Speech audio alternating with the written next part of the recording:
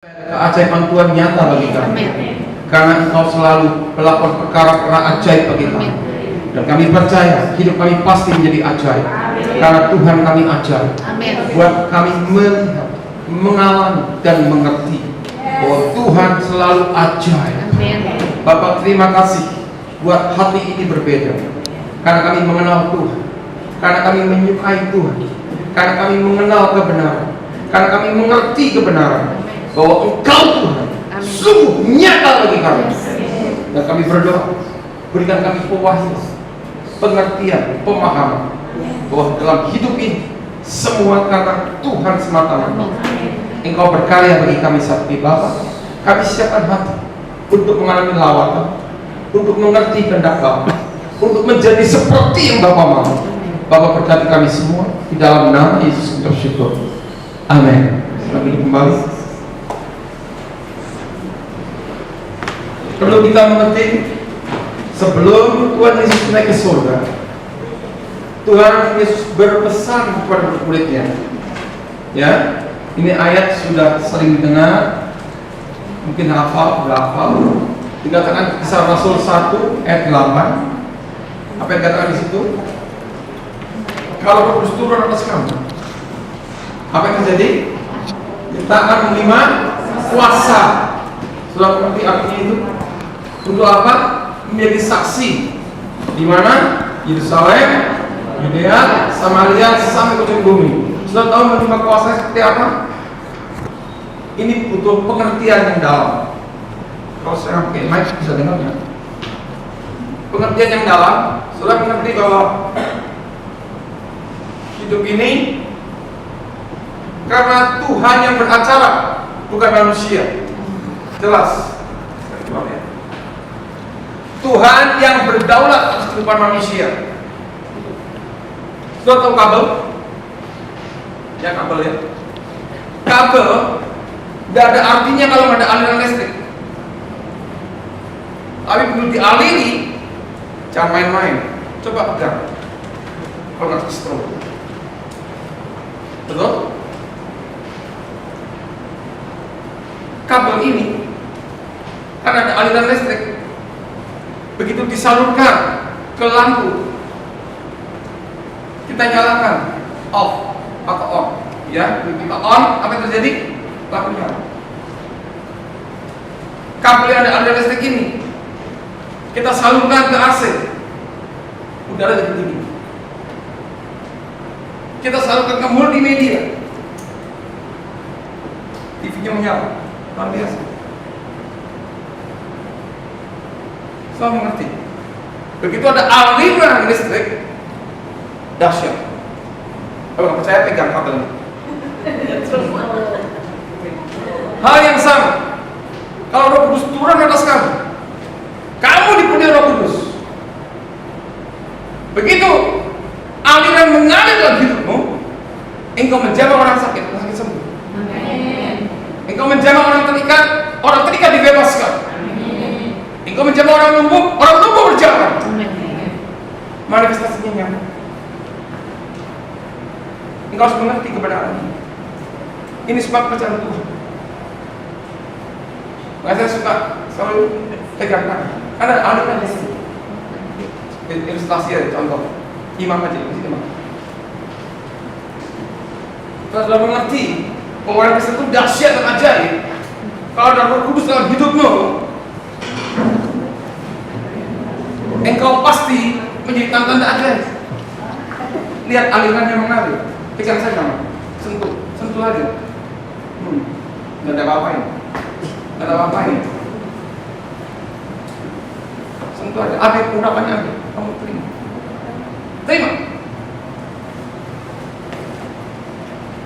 Semudah itu. Saudara bisa.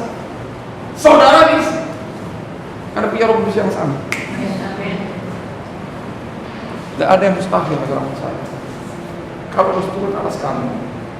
Kamu punya kuasa. Kabel dijalin oleh listrik. Kabel ini luar biasa. Dahsyat. Percaya? Coba yang mau pegang kabel siapa? Kalau ada alirannya nggak apa-apa. Tapi kalau ada aliran jangan sekali-sekali pegang, bahaya. Tuhan itu seperti itu. Begitu tubuh saudara penuh Roh Kudus, engkau menjamah orang lumpuh, orang lumpuh berjamah, orang buta melihat, karena kuasanya dahsyat. Bukan kita, bukan. Tuhan yang beracara. Masalahnya nggak semua orang dipenuhi Roh Kudus. Sudah lihat, Natal semua gereja merayakan. Tuh, Paskah semua gereja merayakan. Kebangkitan Isa Al-Masih, kenaikan merayakan. Pencurahan Roh Kudus dirayakan. Baik, nggak semua orang kenal kuasa Tuhan. Heran saya. Padahal ini penting sekali. Nggak ada Roh Kudus nggak bisa ngapa-ngapain. Orang sakit tetap dia sakit, nggak sembuh. Tapi begitu Roh Kudus turun, wah, seperti kabel ada aliran listrik mengalir. Begitu nempel, wah, kena stroke. Pernah ke stroke kabel tuh? Pernah? Nah itu yang terjadi sebenarnya. Kalau engkau penuh Roh Kudus, hidup seperti itu, mengerikan. Tuh, nggak main-main. Kuasa Tuhan itu nyata. Iblis tidak kelihatan. Jadi cerit, nggak tahan dengan ketika Tuhan. Hidupmu itu seperti kabel yang dialiri dengan aliran listrik. Nah, setelah belajar ini, karena arusnya kuat sekali, nggak sembarang kabel bisa terima. Lihat yang di depan, tegangan tinggi, kuat arusnya besar sekali, harus besar kabel ini. Kabel kecil putus, nggak tahan, panas. Mengerti? Ya. Ada Roh Kudus itu dahsyat. Nggak semua orang bisa menampung. Karena begitu kuat arusnya. Makanya harus dipersiapkan perjalanan. Belum mengerti apa yang Tuhan kata? Yohanes 7 ayat 37 sampai 39 saya baca.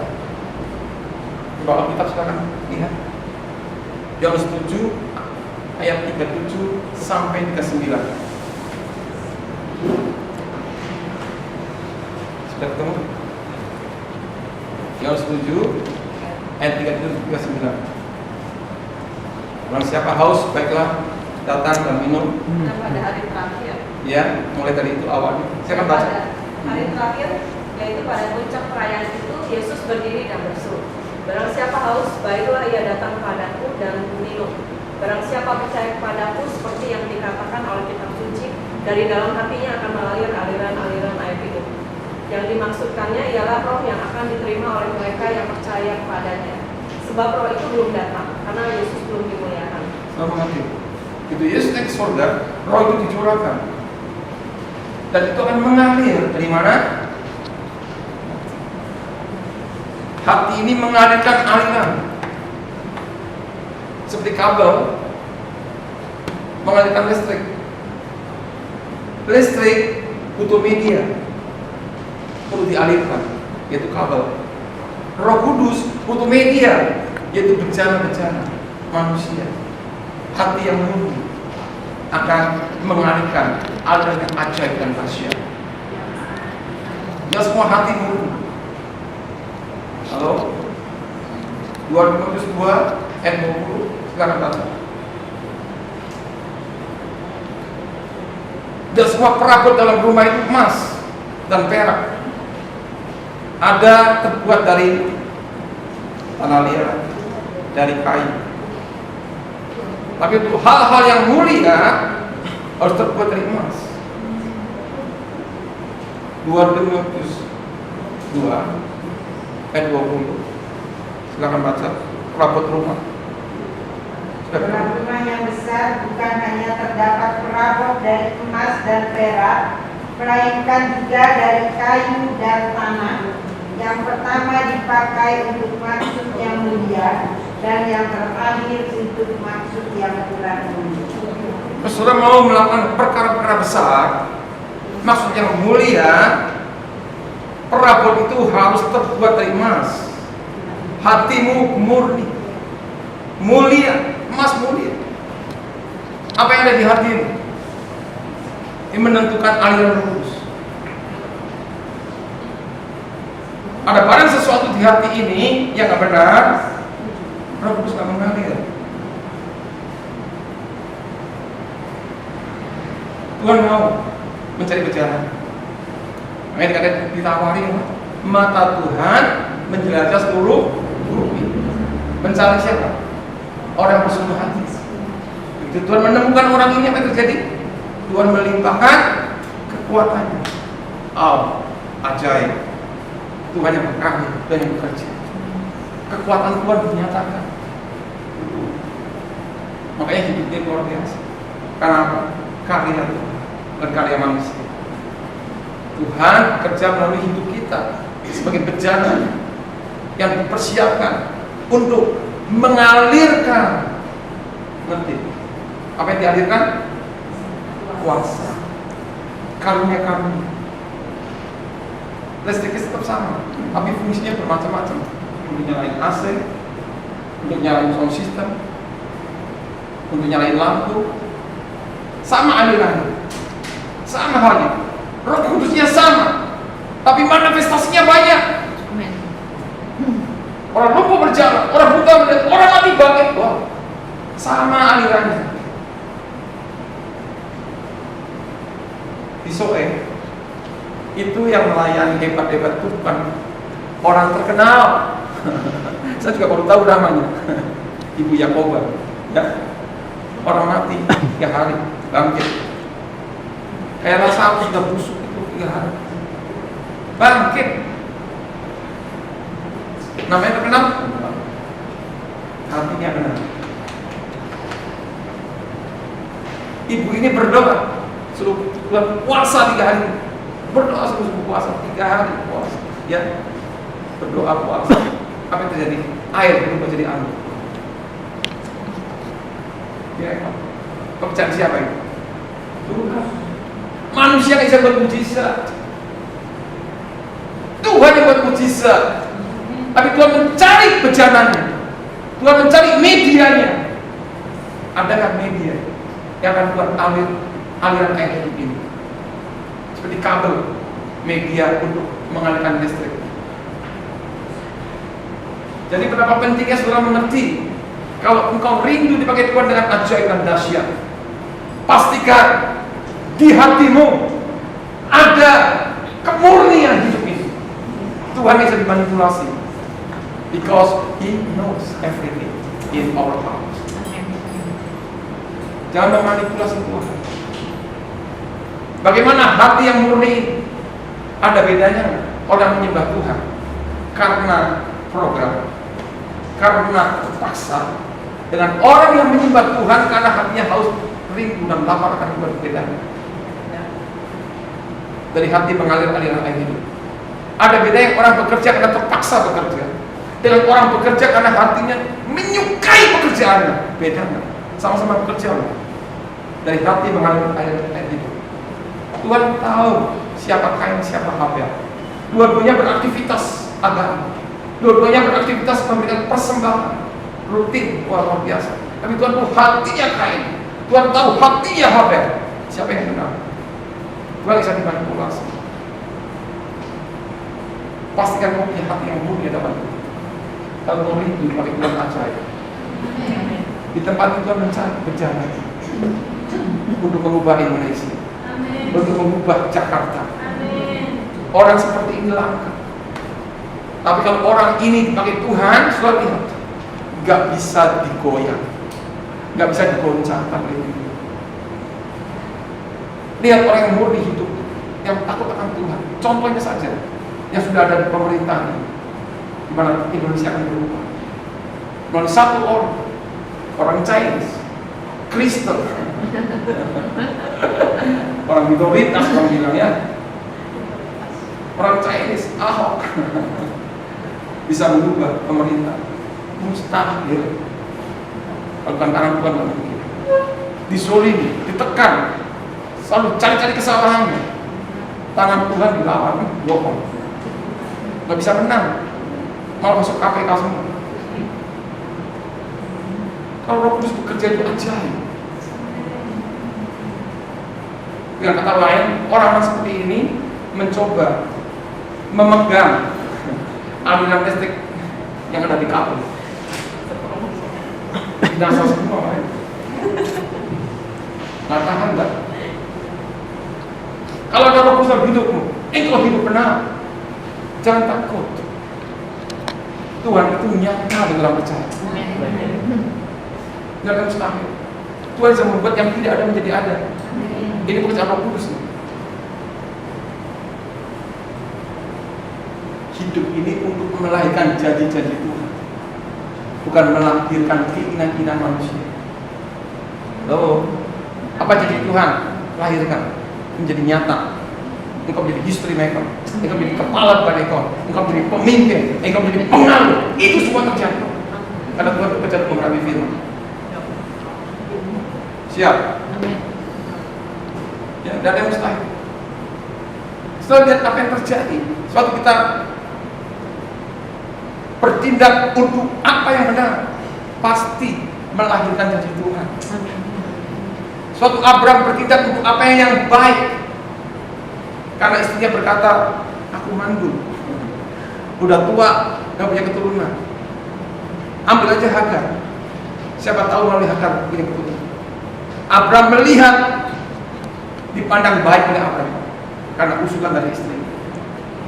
Hal-hal baik tidak benar, yang benar pasti baik. Abraham bertindak untuk apa yang baik, apa yang dilahirkan. Bukan itu benar. Hidup ini harus melahirkan janji-janji Tuhan. Ayo bertindak apa yang benar. Apa yang benar?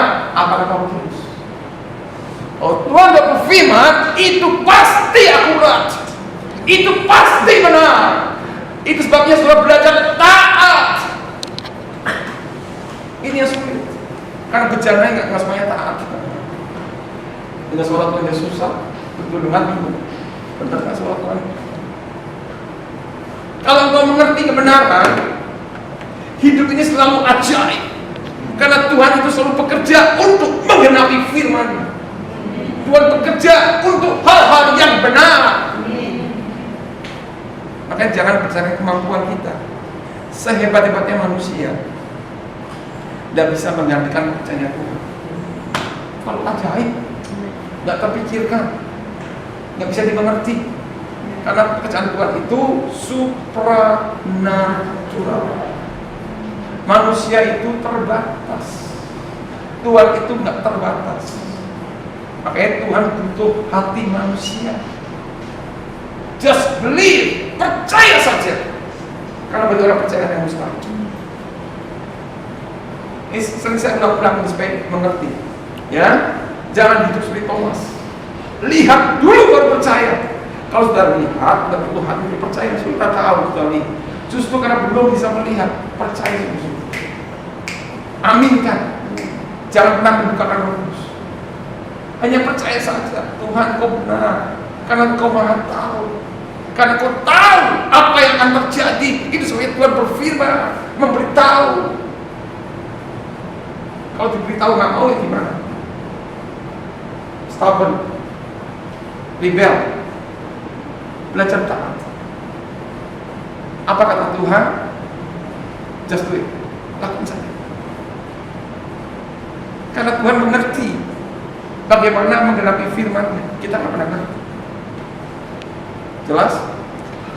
Tahu firman nggak cukup. Engkau harus tahu caranya Tuhan bekerja. Caranya ini kita nggak mengerti. Kita butuh taat. Mengerti? Nggak bisa. Satu-satu engkau mentaati apa yang Tuhan katakan, engkau sedang bekerja untuk Tuhan nyata di muka bumi. Kita mencari bejananya. Siapa yang bisa memanifestasi? Nggak semua orang bisa memanifestasikan Tuhan. Minta khotbah ini. Tapi untuk memanifestasikan Tuhan belum tentu bisa.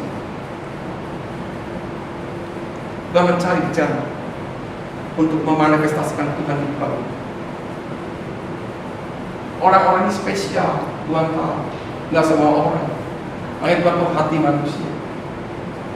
Makanya nggak dipercayakan kepada sembarang orang. Karena Tuhan tahu hati. Kalau hatimu murni, pasti Tuhan percayakan hal ajaib, hal besar. Nggak usah takut. Karena Tuhan yang berkarya, karena Tuhan yang bekerja, karena Tuhan yang menggenapi firman-Nya.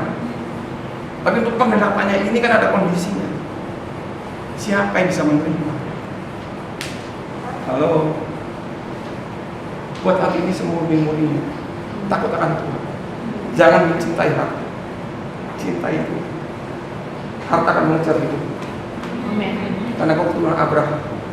Itu janji Tuhan. Apa keturunan Abraham? Apa yang terjadi dengan Abraham? Karena keturunan Abraham kau ahli warisnya. Yang kau harus mengerti bagaimana dengan Abraham. Abraham itu dikejar berkat. Abraham itu selalu mengalami terobosan.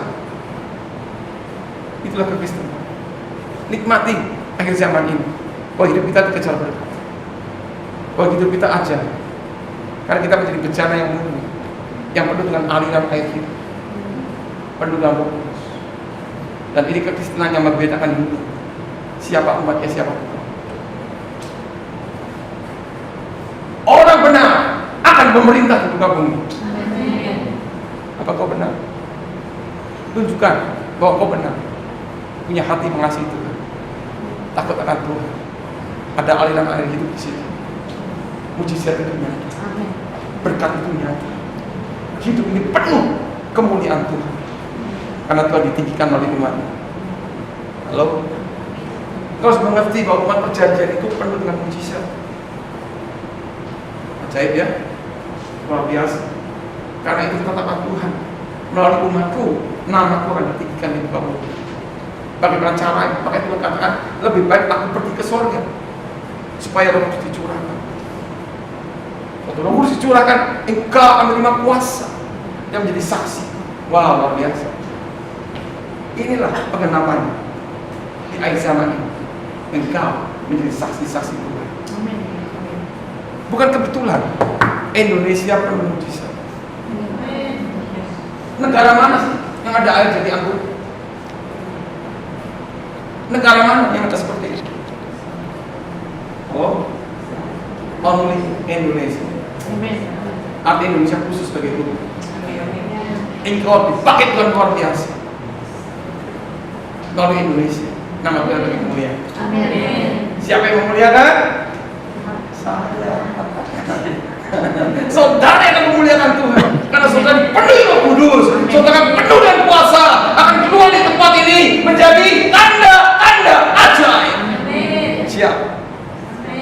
Tujuan mentoring itu apa? Visinya tahu nggak? Kenapa dong? Tuhan kasih mentoring. Kok bukan visi?